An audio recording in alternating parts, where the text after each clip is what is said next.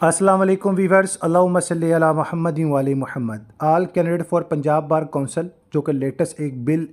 पास हुआ था इलेक्शन 2025 और दीगर इलेक्शन रूल्स के हवाले से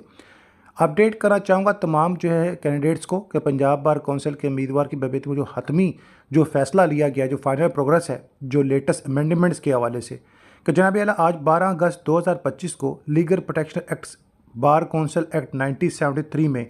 तरमीम कौमी असम्बली से भी पास करवा ली गई है। और इस तरमीम के मुताबिक जो इलेक्शन को फेस करने जाएंगे उनके लिए शर्त ये रखी गई है कि अब सिर्फ वही लोग बार कौंसिल के इंतखाबात में हिस्सा ले सकेंगे जिन्होंने 10 साल तक हाई कोर्ट पर काम किया हो, यानी एज ए एडवोकेट प्रैक्टिस की हो हाई कोर्ट, 15 साल कानून की प्रैक्टिस की हो, यानी 15 ईयर जो है उनके पास लोअर कोर्ट प्रैक्टिस हो, और 30 से बड़े मुकदमात को फेसअप करने के हवाले से मामला को यकीनी बनाया हो। आप सिर्फ वही एलिजिबल होंगे। इसके अलावा वो इस जगह के रुकन हो, यानी जहाँ पर प्रैक्टिस कर रहे हैं कि ये इस बार से लड़ रहे हैं, उस बार वाला मामला नहीं है कि वो लोअर बार में था पहले, अब ट्रांसफ़र करके